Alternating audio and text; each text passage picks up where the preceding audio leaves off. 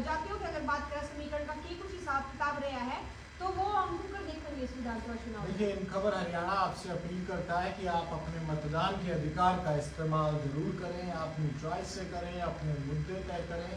ये आपका अधिकार है और अधिकार है वोट डालने का। बिल्कुल इन्फ्लुएंस करने की कोशिश नहीं होगी और आचार संहिता के हिसाब से और चुनाव आयोग के जो नियम हैं उसका पालन करते हुए बड़े संभल कर हम ऐसी खबर दिखाएंगे आपको, ऐसी चर्चा आपके सामने रखेंगे कि कहीं से ही परसेंट भी किसी को फेवर ना हो। और सोनू स्वाति मेरे दोनों सहयोगी साथ हैं। 21% दलितों के लिए भागदौड़, शैलजा तंवर विभान का जुड़ा जोड़। ये कांग्रेस के चेहरे जरूर हैं, लेकिन इस रेस में बीजेपी भी पीछे नहीं रही है। बीजेपी के पास भी तमाम चेहरे हैं और ओबीसी के साथ ही दलितों के लिए भाजपा ने भी कोशिश की है।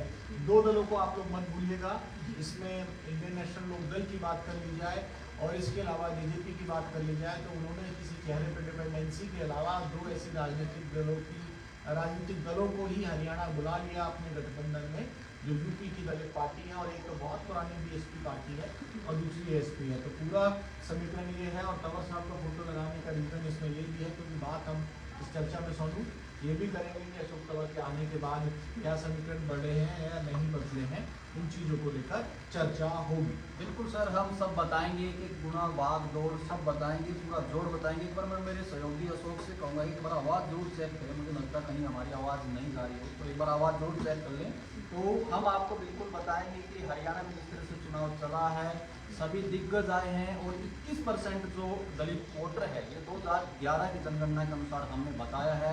17 विधानसभा सीटें आरक्षित हैं, इसका एक एक बताएंगे कि कहाँ कहाँ क्या है, किस पार्टी ने किस उम्मीदवार को उतारा, ये तो बताएंगे। साथ ही हम पुराने नतीजे भी बताएंगे आपको कि कहाँ पे पहले क्या रहा था। और सर जिस तरह से प्रचार है हरियाणा में, मायावती खुद पहुँची है, चंद्रशेखर तो रावण कहते हैं सांसद हैं, नहीं अमर तो उन्होंने हटा दिया। हाँ उन्होंने, लेकिन वो लिखना पसंद करते हैं, उन्होंने बहुत फेम लिया था उसकी वजह से। तो वो खुद पहुंचे हैं और ऊपर से हरियाणा में तो अपने बड़े चेहरे हैं ही सर, देवान जी हैं, खुद अशोक तंवर जी वापस फिर कांग्रेस में आते हैं। अशोक तंवर जी भी कई पार्टियां बदल के आए हैं, लेकिन कांग्रेस में दोबारा से वापसी कर ली उन्होंने, घर वापसी की, मोहनलाल गौरी ने बोला क्योंकि तो घर वापसी हुई है। तो जिस तरह से दलित जो चेहरे हैं वो हरियाणा में रहे हैं, काफ़ी सियासत में मतलब अच्छा मूलचंद बुलाना रहे थे। कांग्रेस तो सीधा कहती है कि हमारा तो अब लंबा इतिहास उठा के दलित, हमारा तो पार्टी प्रदेश अध्यक्ष है, वो हमेशा से दलित रहा है और इस दलितों के। लेकिन इन बातों के अलावा आपने देखा कई वीडियोस का खेल कर रहे हैं। सिंह गोयल साहब जो मंत्री हैं उनका तो बहुत तगड़ा गंभीर मामला चुनाव आयोग तक पहुंचा कल रात की अपडेट की और सिंह गोयल की ट्विटर हैंडल से जो वीडियो वायरल किया गया उसे कांग्रेस का लीडर बताया गया, उसकी शिकायत भी कांग्रेस ने कर दी। कांता लड़िया है, कोई रोहतक की नेता है, वो दलित नेता है, लेकिन उन्होंने वो बोला गया कि कांग्रेस की कांता हुड्डा बोला गया, उनका नाम आलड़िया है, कांता लड़िया। मैं जानता हूँ उनको, तो रोहतक की रहने वाली है वो, उनकी खुद की पार्टी चलाती हूँ वो। तो एक तरह से ये अब फेक न्यूज़ का भी चलेगा भाई, आपने ये भी ध्यान रखना है, कुछ भी वीडियो वायरल हो जाएंगे तो एक भाईचारा भी बना के रखना जरूर। चुनाव तो आते जाते रहेंगे तो कोई इस तरह की ना हो। सीधा लबो-लबाब यही है स्वाति और सोनू की भाई दलित वोट बैंक के लिए बहुत ज़्यादा दम लग रहा है और साम दाम दंड-भेद की राजनीति से राजनीतिक दल अपने आप को दूर नहीं रख पा रहे हैं और हरियाणा भी इससे अछूता नहीं। और मामला होगा भी क्यों नहीं भाई, 21% का सवाल है। हरियाणा में जाटों को 28-29% माना जाता है, उसके बाद दूसरे नंबर पे वोट बैंक है। 2011 की जनगणना के मुताबिक तो करीब 21%, 17 विधानसभा सीटें आरक्षित भी हैं 90 में से हरियाणा में। ये तो आरक्षित है, लेकिन हर सीट पे भी तो असर होता है ना सर। आरक्षित नहीं है वहाँ कैसा है कि मैं दलितों का असर नहीं, काफ़ी ऐसी सीटें हैं जहाँ पे आरक्षित नहीं, वहाँ जबरदस्त असर बिल्कुल होता है, हार जीत का फैसला उनके पास होता है। तो दलित वोट बैंक के लिए तगड़ी लड़ाई रही है और 19 के जो चुनाव के नतीजे स्वाति आपके सामने रख देगी कि किस तरह के नतीजे रिजर्व सीटों पे जो आरक्षित सीटें हैं हरियाणा में उनके कैसे रहे। बिल्कुल, तो जो 2019 का विधानसभा चुनाव है तो उसमें 17 रिजर्व सीटें थी, जिसमें तो बीजेपी के पास 5 थी, कांग्रेस में 7 थी, एक निर्दलीय सीट भी थी और 4 ऐसी थी जो जेजेपी के पक्ष में गई थी। 10वीं सीटें आई थी विधानसभा चुनाव में जेजेपी की, जिसमें से 4 तो दलित समाज तक थी सर। और इस चुनाव में सर मुद्दे भी बहुत अपनाए गए हैं दलितों को लेकर, चाहे प्रधानमंत्री नरेंद्र मोदी आए हैं या बीजेपी का कोई भी राष्ट्रीय नेता आया है तो उन्होंने मिर्चपुर कांड का जिक्र किया, गोहाना का भी जिक्र किया, मतलब दलित विरोधी बताने की कोशिश की। हालांकि कांग्रेस तो राहुल गांधी कह रहे हैं भाई हम जातिगत जनगणना करावाएंगे, तो मतलब बाण दोनों तरफ से चले हैं। विदेशी कौन किसका है ये तो देखो 8 में पता लगेगा, बाकी आप लोगों ने तय करना है। लेकिन कोशिश ये की गई है, कांग्रेस ये दावा करती रही तो भाई हम तो दलित विदेशी, हमारा तो राष्ट्रीय अध्यक्ष दलित है और हरियाणा वाला भी दलित है। और बिल्कुल हरियाणा में उनकी जो बाइट निशानी आई थी तो साफ तौर पे कहते नजर आउट थे कि हम 36 बिरादरी का चुनाव है, किसी एक पार्टी की तरफ से जो है वो नहीं होना रहा। भाई वोटिंग से एक दिन पहले जो कांग्रेस के दलित चेहरा जो शामिल हुआ अशोक तंवर साहब, उनका क्या असर होगा इस पर चर्चा करनी पड़ेगी। आचार संहिता का तो पूरा पालन कर रहे हैं, क्योंकि कल का एक घटनाक्रम था और इस पर हमने तमाम रिपोर्ट से खबर हरियाणा में दिखाई। और सिरसा का लोकसभा चुनाव लड़ा था, ठीक है संजय से वो हारे थे, लेकिन 9 की 9 विधानसभाओं में लोगों से तो मिले होंगे ना, वो भाजपा के उम्मीदवार के तौर पर भले पहले सांसद भी रह चुके हैं वो सांसद और उनका जो ये सीट है सिरसा से लगती सीट है, वहाँ पे अच्छा खासा दबदबा। पहले तो वो कांग्रेस के प्रधान भी रह चुके हाँ हैं। बिल्कुल प्रधान रहे हैं, तो उनका असर है, अच्छा खासा असर है। तो ये अब देखेंगे कि अब की बार उनका असर कितना रहेगा, कि जो पार्टियां बदली उन्होंने भाई उससे दलित नाराज और एक चीज और मत भूलो कि ये जो चुनाव हुआ था 2024 का लोकसभा चुनाव, उसमें जो दोनों सीटें हैं रिजर्व सिरसा और अम्बाला, यहाँ अभी कहते हैं भाजपा वाले भी इन्होंने संविधान का डर दिखा दिया। दोनों सीटों पर स्वाति सिरसा और अम्बाला पर कांग्रेस के उम्मीदवार कुछ मौलाना साहब के लड़के हैं वरुण चौधरी मौलाना, वो जीते। इसके अलावा कुमारी संजय बड़ी लीडर हैं, वो भी सिरसा सीट से जीती। तो ये तमाम ऐसी चीजें थी जो भाजपा को कहीं ना कहीं झटका देने का काम 2024 के लोकसभा चुनाव में मिला। अब विधानसभा में क्या होगा ये देखने वाली बात होगी। ये एक तरह से बीजेपी का तो ये आरोप है कि भाई जो राहुल गांधी है उन्होंने एक तरफ दिखाया था लोगों को भाई संविधान खत्म हो जाएगा, राष्ट्र खत्म हो जाएगा, वो कामयाब हुआ, इसलिए उसी का आदि हुई। लेकिन इस चुनाव में भी वो मुद्दा है या नहीं है ये तो अब देखना होगा। हमने तो ज्यादातर मेरे ख्याल में नौकरियों का तो सुना है, भाई नौकरियों का तो मुद्दा हर जगह है, नौकरी है, बेरोजगारी है, महंगाई है, ये मुद्दे तो देखो हैं। लेकिन ये कितना रहेगा ये इस चुनाव में और पता लग जाएगा, साफ हो जाएगा। सर क्योंकि 2 चुनाव जाएंगे, लोकसभा हो जाएगा, ये हो जाएगा, इसमें ये मुद्दा कितना चलेगा इसका भी मेरा हाँ ठीक कह रहे हो आप कि भाई सही में किसको असर हुआ स्वाति सोनू की, तो अभी पता चलेगा जब 8 तारीख को रिजल्ट जो नतीजे आएंगे और नतीजों के बाद किसका साथ दिया। तो इसके लिए तो भाई फाइनली अभी कोई भविष्यवाणी करने की जरूरत नहीं है, तो सीधी सीधी 8 तारीख को पता चलेगा जब वोट हो जाएगी। तो चेहरों को तो आप दिखा रहे हो, लेकिन बीजेपी के भी नाम रख दो। सत्यव्रता जरावता साहब SC मोर्चा है जो इनका बीजेपी का, उसके प्रधान थे और मोर्चा के अध्यक्ष थे। इसके अलावा सुनीता दुग्गल हैं, वो जो सांसद भी थी, उनको भी टिकट दी गई, रतिया से दी गई है। कृष्ण बेदी साहब जो है वो मंत्री भी थे, उनको विधानसभा बदल के नरवाना भेजा गया। तो कुछ चेहरे भाजपा के पास भी हैं, हालांकि जो मोर्चा के अध्यक्ष थे उनकी खुद की टिकट राव इनर्जी साहब के चक्कर में कट गई है। बिल्कुल। और जिस तरह से ओबीसी को लेकर भी राहुल गांधी की लड़ाई लड़ते रहे हैं, तो ओबीसी को लेकर बीजेपी कह रही है हमने तो सीएम का जो चेहरा ही है वही ओबीसी है। तो नायब सिंह सैनी भी है, ओबीसी समाज से आते हैं, और पूर्व विधानसभा जो डिप्टी स्पीकर रहे रणबीर गंगा, तो बीजेपी ने भी ऐसा नहीं है, समझ के चीजें बांटी है, वो किसी तरह का कोई मौका नहीं छोड़ना चाहिए। तो हर दोनों पार्टी की तरफ से कोशिश। लेकिन मेरा एक चीज इसमें और कहना है, दलित समाज में भी ना अलग अलग वर्ग होते हैं। ये कहना मैं मतलब कहना नहीं चाहता था, लेकिन जब चर्चा हो रही है तो मैं एक छोटी सी चर्चा जरूर अपनी टीम के साथ छेड़ना चाहता हूँ, अपने व्यूअर्स के साथ।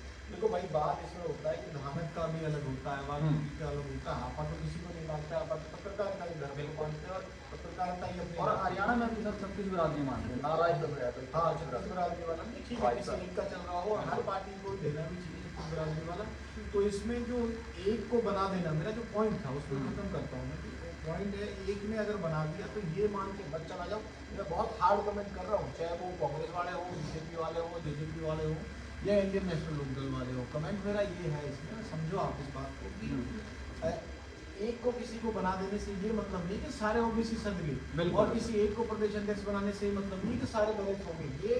ये चीज एक ऐसी है जिसको पार्टियां एक पूरी पिक्चर, एक कहते हैं ना पूरी प्लेट है, उस प्लेट को जैसे ये पेपर है इसमें हमने पूरी रिसर्च कर रखी है उसको ले लें, तो इसके सारे अलग अलग बिंदु भी होते हैं। ऐसे जातिगत समीकरण के अंदर भी अलग अलग होते हैं, इसमें भी अलग अलग वर्ग होते हैं। हम तो इसमें सिर्फ दलित में सबको इकट्ठे जोड़ देने से कि मेरा अपना आकलन है, जो मैं लोगों के बीच में गया, मैं नाम लेके कोट नहीं करना चाहूँगा, एक जाति को लेकर कहा कि उसको बहुत बड़ा पद दे दिया फलानी पार्टी ने, क्योंकि अभी आचार संहिता का मामला है, 8 तारीख के बाद तक खुल जाएंगे, फलानी बातें करेंगे, रेफरेंस देंगे। उसने कहा कि फलाना बना दिया, और भी तो बसें हैं, उसमें कहा ओबीसी का जिक्र दे दिया, ऐसे ही दलितों का भी जिक्र दे देते हैं। मुझे एक इंसिडेंट याद आ रहा है, लोकसभा चुनाव को लेकर जो दोनों आरक्षित सीटें थी जिसमें कांग्रेस को उम्मीदवार तय होने थे, तो धानुकों के कई दावेदार आए थे, उन्होंने कहा कि भाई एक उसको ले दो, एक तो धानुकों में से ले लीजिए। तो इस तरह की चीज़ें भी होती हैं। ये एक मेरा जो 15-20 साल का जो अनुभव है उसके लिहाज से मैं कह रहा हूँ कि फिर एक पिक्चर जब आप राष्ट्रीय स्तर पर चर्चा करते हो, प्रदेश स्तर पर चर्चा करते हो, तो पूरी प्लेट को एक साथ लेके जोड़ते हैं। 21% योग दिया, भले तो सारे हो सकते हैं, लेकिन उसमें ये नहीं है कि भाई कोई किसी चीज से सारे के सारे एक साथ चले जाएंगे। एज ए होल 21% एक जगह जाएगा, ये मुझे असंभव लगता है। नहीं होता भी नहीं सर, ये किसी भी जात में नहीं होता ऐसा। तो देखो हर आदमी का अपना हित होता है, किसी ने नौकरी चाहिए, किसी ने महंगाई, किसी ने कुछ नहीं चाहिए, बस मरोड़ काटने का मतलब है। इस तरह का रहता है कि अगर ऐसा हो तो फिर एक ही जो जाति वो अपनी सरकार बनाती रहो, सबसे ज्यादा ऐसे हो जाए 28% जाते हैं तो हर बार जाकर वही बनते हैं सरकार। ये होता नहीं। हाँ, ऐसा तो विधानसभाओं का समीकरण भी ऐसे है, एक विधानसभा में भले ही वो आरक्षित हो, नॉन आरक्षित हो, बना भी इसी तरह से। और गाँवों को आप देख लो ना यार, गाँवों की बड़ी सिंपल सी बात है, हम तीनों ही गाँवों के पृष्ठभूमि से आते हैं। हमारे या किसी भी गाँव में हरियाणा के कोई मुझे बताने की सिंगल जाति का कोई गाँव कोई गाँव नहीं उसका सिंगल जाति का, उसमें हर वर्ग होता है, छत्तीस बिरादरी वाला होना भी चाहिए। परिसीमन ये इस तरीके से बनाया जाता है कि जैसे मैं देखता हूँ बिहार देहात की सीट है, उसमें एक शहर जोड़ दिया तो बराबर कर देता है। ऐसे ग्रामीण सीट बहुत कम है, उन सीटा में एक शहर जोड़ देते हैं तो फिर हो जाता है। परिसीमन का मूल सिद्धांत ही है। हाँ, ये है कि भाई कोई ज्यादा बाहुबली बन के या कोई भी कास्ट को कैसे भी करके उसको ओवरव्यू ना कर दे। तो इस तरीके का ये जो समीकरण चल रहा है, हालांकि पार्टी ने पूरी तैयारी कर रखी है और इनका तो वोट भी पड़ने है, और इसी के मद्देनजर सारी चीजों को, सारी जातियों को जो है इक्वल रखा गया, चाहे वो कांग्रेस की बात चले, चाहे बीजेपी की, सबने अपने जो सीटों का वितरण था वो भी इसी मद्देनजर करा था। और ये विधानसभा चुनाव की बेजन के आखिरी अखाड़े में अगर हम कहें तो वे तार भी रखे हैं। तो इस तरीके की खबरों में मतलब यही रहता है कि पार्टी और किसी की, चाहे वो नारों संबंधित मान लो कि सब कोई रखने का रहा है, कांग्रेस की तरफ से भी हमने आपको दिखाई बड़ी मोटी सी बात है कि दलित वोट बैंक के लिए बहुत भाग रही, बहुत भाग दौड़ रही। आप इसके प्रयास जो सुनने वाली बात है, 8 तारीख को पता चलेगा भाई कौन ले जा पाया, कौन नहीं जा पाया। तो यही है, मायावती जो पहुंची है, चंद्रशेखर रावण, और हर पार्टी ने कोशिश की है, ये सिर्फ दो ने तो पूरा गठबंधन ही कर लिया। बीजेपी और आईएनएलडी ने गठबंधन कर दिया। तो ऐसा नहीं है कि सिर्फ बीजेपी और कांग्रेस की हम बताऊंगा, सब पार्टियों ने कोशिश की है और सारी काम इस मामले में आम आदमी पार्टी की तरफ से क्या प्रयास किए? आम आदमी पार्टी की तरफ से टिकटें दी गई थी, लेकिन वो तो खुद ही अपने आप को कह रहे हो, तो आपने देखा होगा कि अम्बेडकर जी की तस्वीर ही लगा दी। अरविंद केजरीवाल के पीछे तो आजकल आपने कोई गांधी जी की तस्वीर ही नहीं, उन्होंने तो एक साइड अम्बेडकर जी की लगा ली, एक साइड भगत सिंह जी की। हाँ, उनको तो ये लाइन अच्छी मैं मिस कर रहा था।